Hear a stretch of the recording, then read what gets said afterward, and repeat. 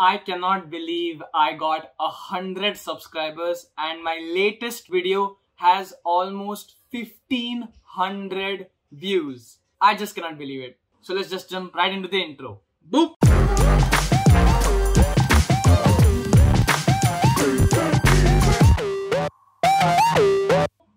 And welcome to the VJTI podcast. Clap it up for 100 subscribers. Oh my god, I cannot believe I hit 100 subscribers. I'm so happy. For 2 years, I've been making videos on YouTube continuously.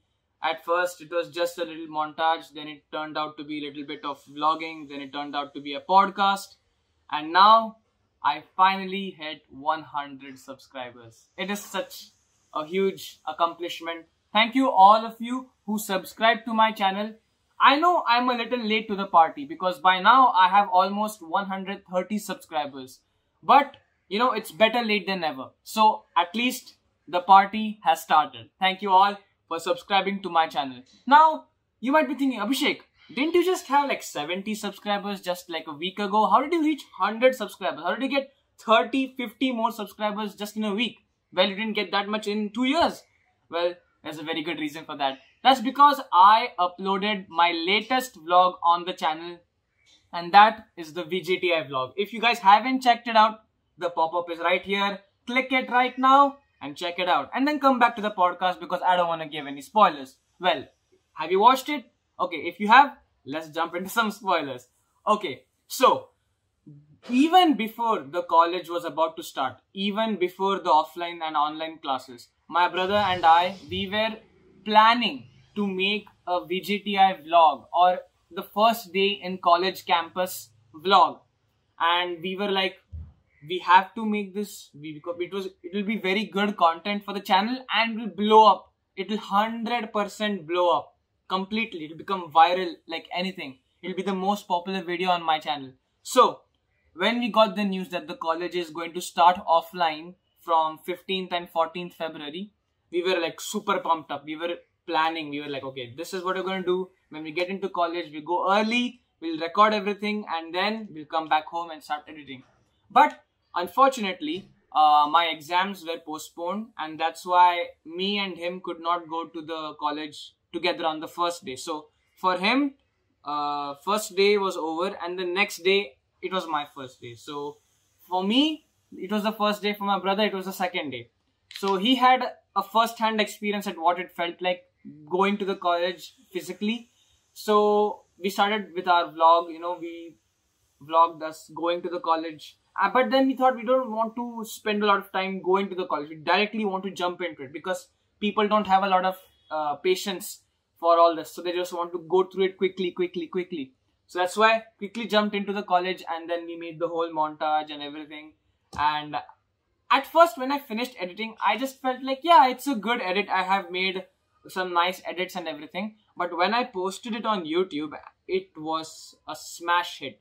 Within 48 hours of the release, the video succumbed a total of 1000 views. That's the fastest view growth on any video on my channel till date.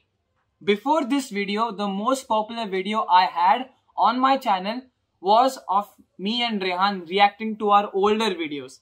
And that video only managed to get 550 views in 2 years almost. That video was recorded in the December of 2020. It's been almost 1 year and 3 months, and that video still is only stuck on 500 views. But this video, 1000 views in 48 hours. That's insane. That's insane. And it has the most audience interaction out of all the videos on my channel. I was like, what? So many comments, so many likes. I was completely flabbergasted. See, I'm using big words now, alright? I'm using big words because my expressions are so big, alright? So, flabbergasted. I was like, what? So many views, so many people. Insane. Completely insane. The college, what I showed in the vlog is just a small bit of the college. From the outside, the college is quite big. But on the inside, it's even bigger. Like, compared to COEP, the area is not that big. It's maybe a little bit less. But It's a super dense college. Like if you go in, there's just rooms and rooms and rooms and rooms. Like last week, me and my brother, after break time, we were planning on just, exploring the college, seeing what all rooms they have, what all facilities. We entered one room, it was empty. We went to the other room, it was just labs and labs and labs, just connected labs. And there's so many rooms that are not even being used. It's just big, big, big, big rooms. And then at one point, we came across this big Tesla coil. Like it was almost a whole garage. And there was like so many electrical components, industrial electrical equipment and components. We were like, what the hell is all this? Why is no one using all of this? I'm pretty sure that some of them might be using, but it was just sitting there. It was so big. You know those big electricity grid lines you see and the connectors? Some of that equipment was kept in a garage in VJTI. A big 2-story opening shutter door. And we were like, oh my God. That was like the coolest thing we have seen in the college. And we couldn't put everything in the vlog because if I did, then the vlog would just be like 20-30 minutes long. 30, maybe not even 20-30, that's too long. But I would say it will be like 15-16 minutes long. And no one has the patience to watch a 16-minute vlog on VJTI. Okay, maybe if it was MIT or IIT, then people would be interested. But otherwise, nah. They want it quick and they want it to be simple to digest. That's the theory behind today's market of consumer of videos, because everyone, that's why YouTube Shorts, TikTok and Instagram Reels, these type of videos are just popping off instantly, just under 1 minute, and quick information so that you can skip to the next one. No one wants to stay on one video for longer than 1 minute these days. And that's why I have also started making shorts on my YouTube channel. I went to Metro, the Nagpur Metro, super viral video, especially on Instagram, almost 5,800 views. Then I recently went to Raigad. I made a short for that also. Check it out on my channel. It's going to pop up right there. Click it and check it out. Talking about Raigad, yes, that's right.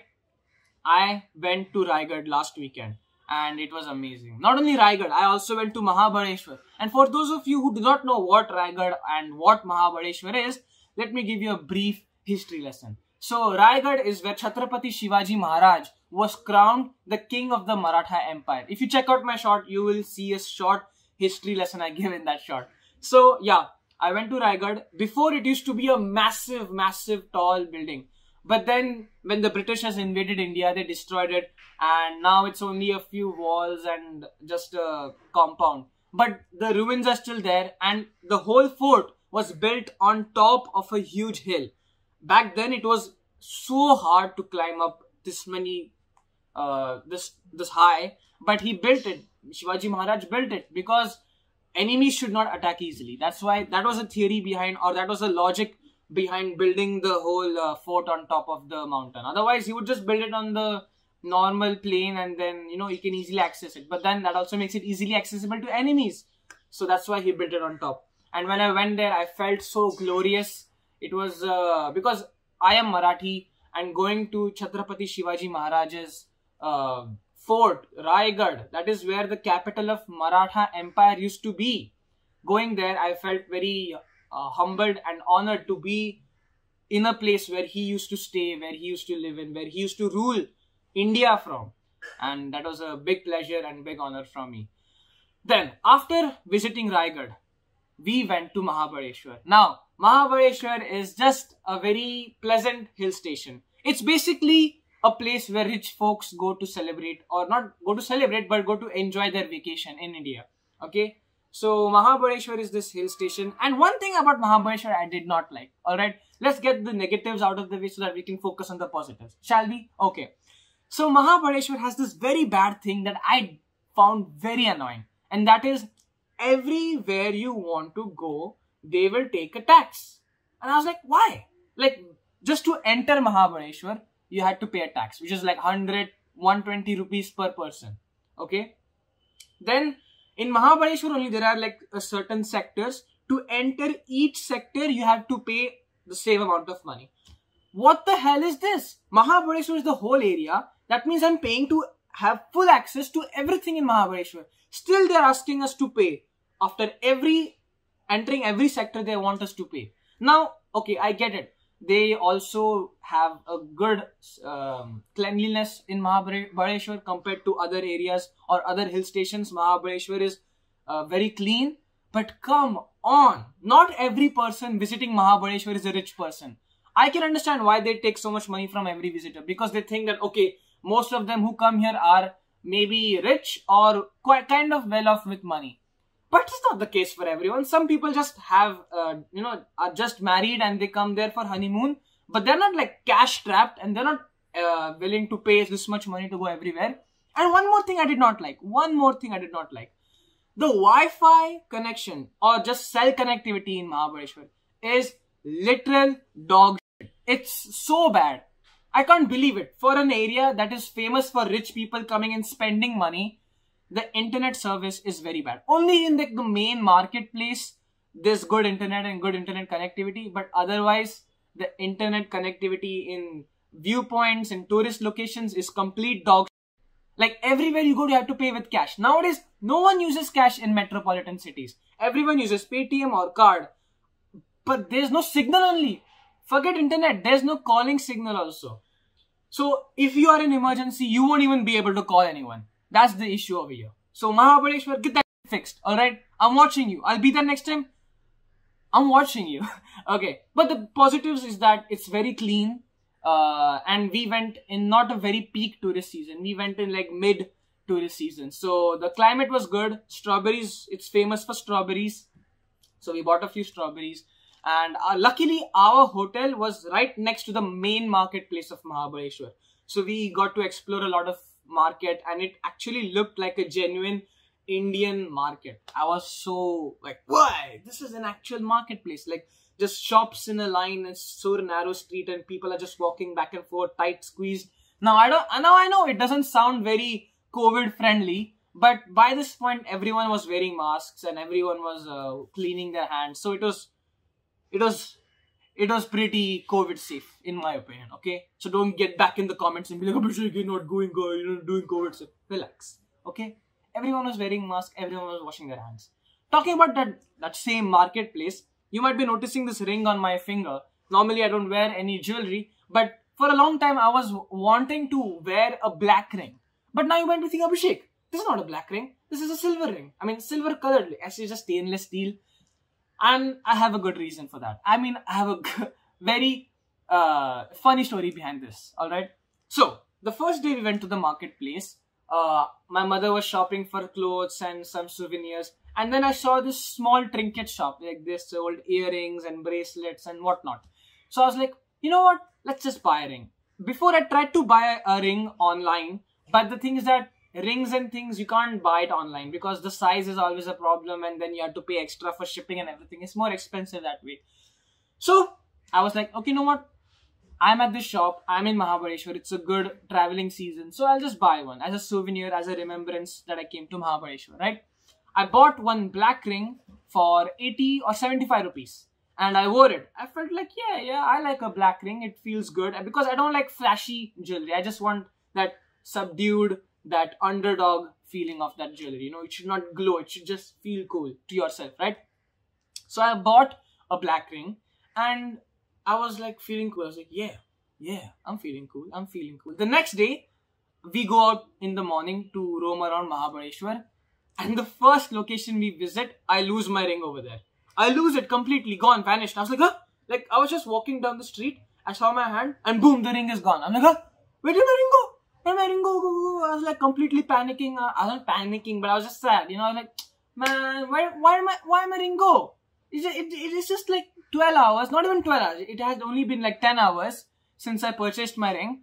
And it already disappeared. I was like so bummed out the whole day. I was like, oh. But then my mother said, Abhishek, no problem. This was your experience. Now don't lose the ring again. We'll go to the market and we'll buy a new ring for you. I was like, don't do it. I'll lose it again. But then we went to the market and we bought another ring. And this time I was like, you know what? Actually, the black ring did not look that good. I want the silver ring. So then I bought a silver ring and I still have it. It has been 3 days and I successfully have my ring. I'm planning on engraving something on this ring. You know, like the James Bond Spectre logo, that octopus. Some of you might know, some of you might not know. or maybe something on the inside of the ring, you know, maybe write Mahabaleshwar and the date so that I don't forget in the future where I bought this ring from. That is if I don't lose it before that. So fingers crossed, I hope I don't lose this ring. Yes. Yeah, so that's my experience of Mahabaleshwar. Oh, before I finish an experience of Mahabaleshwar, we did not only buy this ring. After, we went for horse riding, we went to boat ride, and boat ride was not like rowing. We went that pedaling boat, because pedaling you can do on your own, but rowing you had to get a guide, which is extra. And you know what? We don't want an extra guide. We can do it on our own. So me, my brother and my mother, we three sat in a boat while my mother was taking photos. Me and my brother, we were pedaling the boat. It was very pleasant and peaceful. Like when we stopped rowing or when we stopped pedaling the boat, there was literally no sound anywhere. It was just peace, quiet, and there was no honking. You couldn't hear that. You couldn't hear people screaming and shouting. Only peace and the sound of water splashing. It was so peaceful. And then I told my mother to play some relaxing music. So she played some flute music on YouTube. And it was like the perfect yoga or the perfect mind relaxing session. That was the best relaxing session of my mind I have had for a long time. It was so peaceful.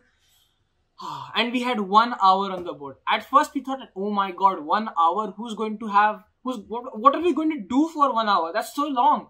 But when we came to the end of 1 hour, we were like, oh man, 1 hour is so less. I wanted to be there more. But yeah, it was amazing. Mahabaleshwar, if you guys have not been to Mahabaleshwar, it's worth a visit.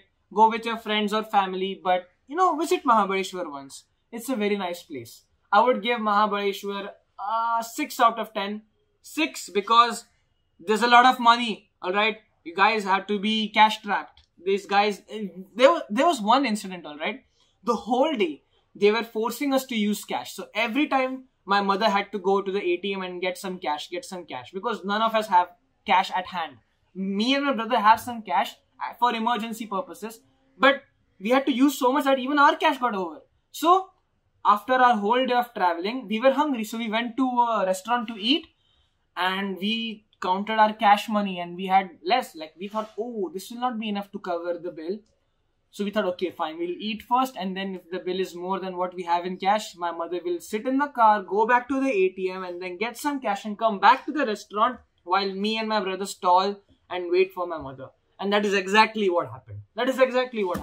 They had Paytm, they had card, but there was no cell service only. The card also needs internet to transfer money, right? Even the Paytm needs internet. No internet only. So my mother had to sit in the car, go back to the ATM, come back with the cash and then pay the guy. It took so much time. It was so frustrating. So if you're going to Mahabaleshwar, get a good amount of cash at hand. Or if you have an ATM, get some cash from the ATM. Alright.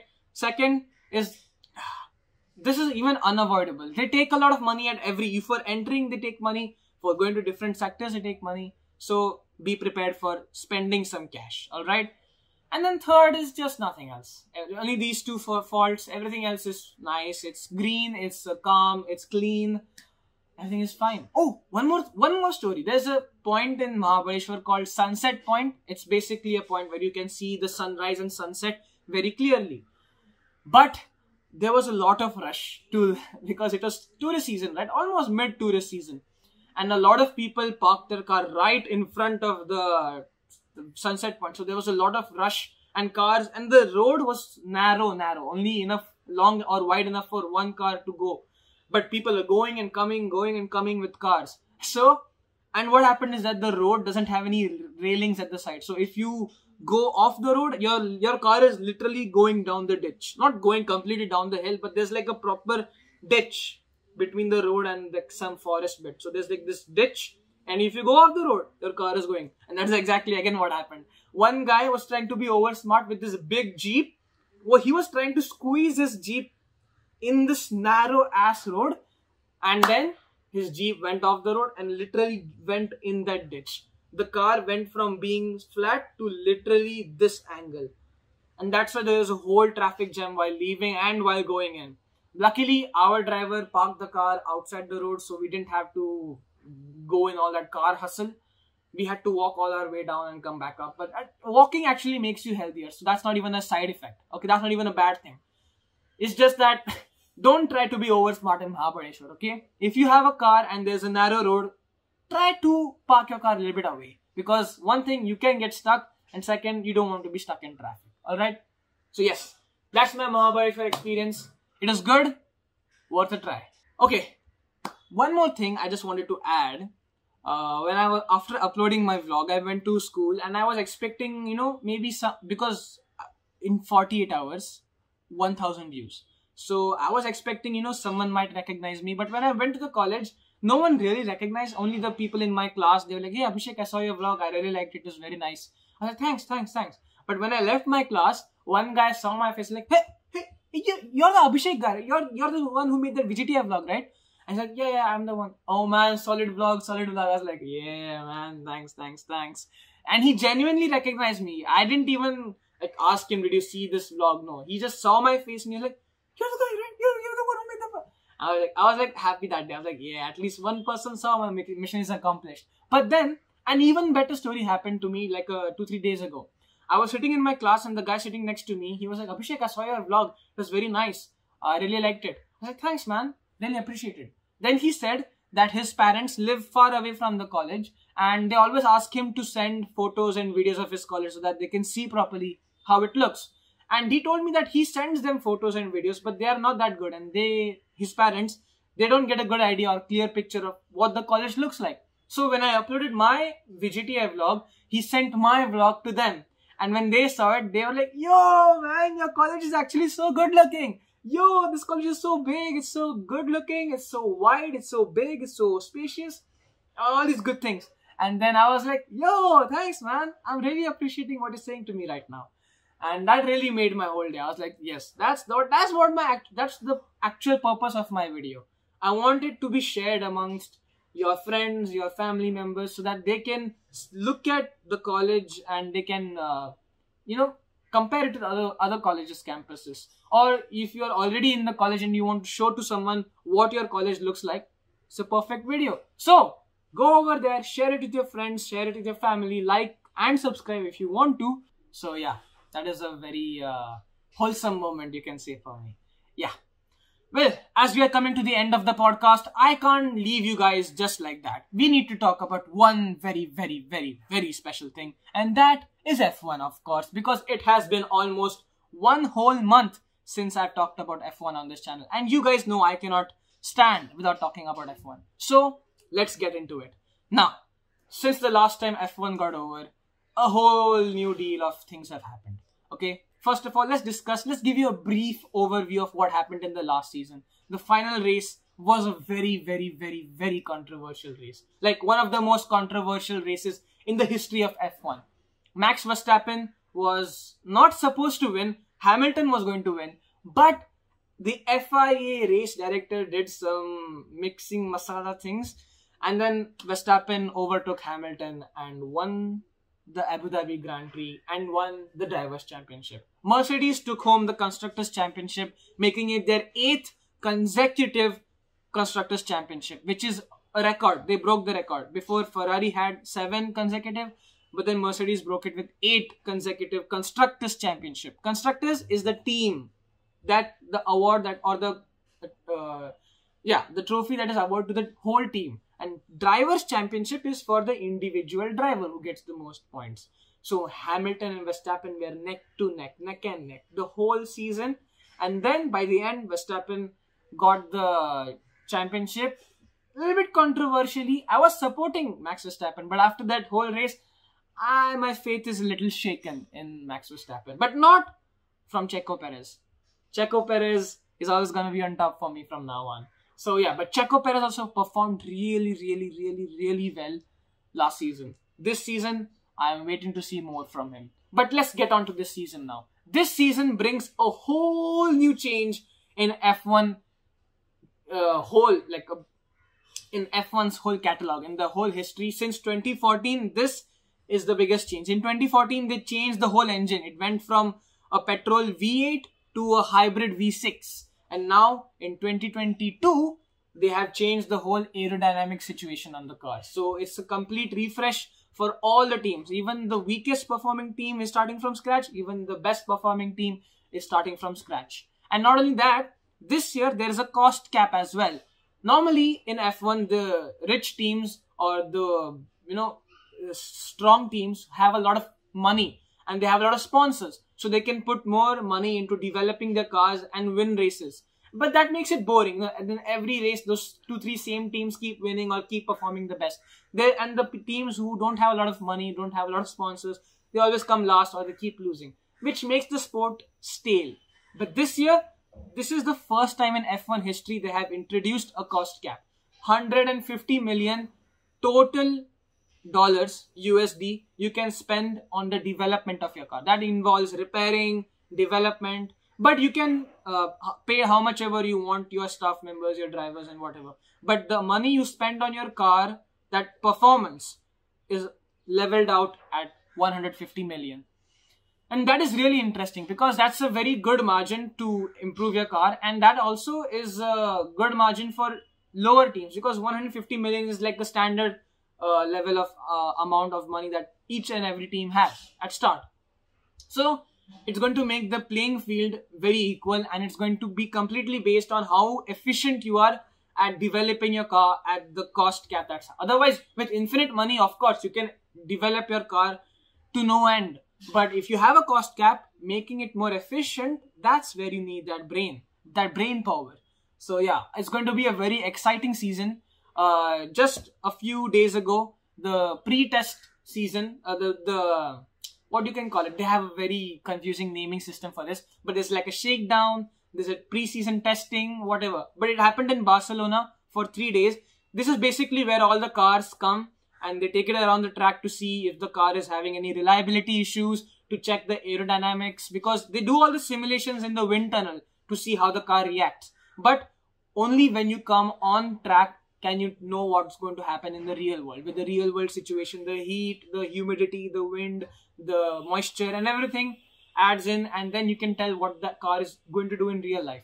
Now, there was this one word that became super trending in all of this pre-season testing. That is porpoising. And for those of you who do not know porpoising, you can come on the same boat as me because even I didn't know what porpoising is. But they explain is that when your car is moving, this year they changed the aerodynamics to have it under the car so that they have less dirty air. It's a little bit complex terminology I'm using over here, but dirty air is just basically the turbulent air that the car leaves when it goes, and that makes it difficult for the car behind to follow because the turbulent air makes the car very shaky and unbalanced. So this year they changed the aerodynamics to, instead of focusing on the front wing and the rear wing, is going from under the car. So instead of the wind pushing the car down, now the wind is going under the car and sucking the car down.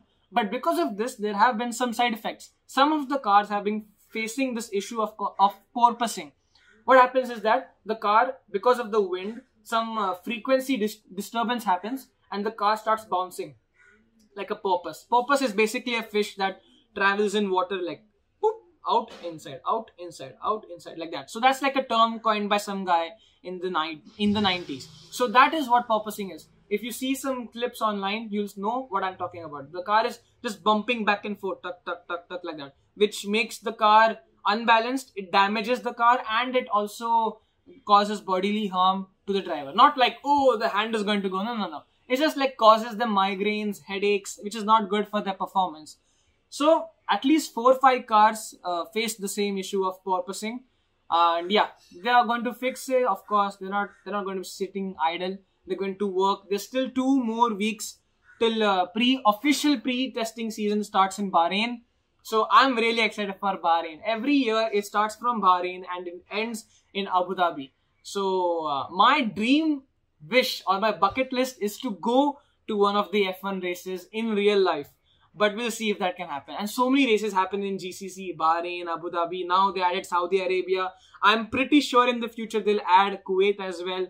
So if it happens in Kuwait, you best believe I'm going for an F1 race in real life. And yeah, that's pretty much it. I'm really excited for the upcoming season. It's going to come in 2 weeks. So rooting for Checo Perez, of course. But my predictions is that last year only Red Bull and Mercedes were going neck and neck. I feel that this year maybe 3 or 4 constructors will go neck and neck. You know, maybe Mercedes, Red Bull and Ferrari, three-way split for the title championship. Maybe down below, Alpine and Aston Martin could be fighting each other very closely. If Haas steps up the game, maybe they can come up to Williams and fight with Alfa Romeo. And let me talk about the liveries, because each car before the season begins reveals what their car looks like, the design of the car, the paint scheme, the sponsors and everything. And I think that the best livery was Alfa Romeo's. They were the ones who revealed it the last. And I feel that their livery looks the best. It's absolutely stunning and beautiful. And the worst livery I would say is Haas. Like, they literally just copy pasted the last year's livery. But yes, that's all the F1 talk we're going to get into.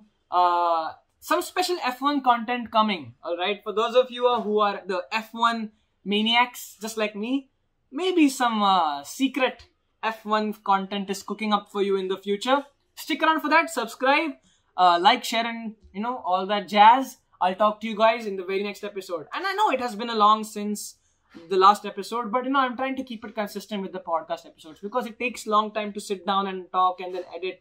So I'm a little slow on this, but you best believe I'm gonna be uploading these podcast episodes. Yeah, that's it. Talk to you guys in the very next episode. Till then, take care. I'll see you next time. Peace.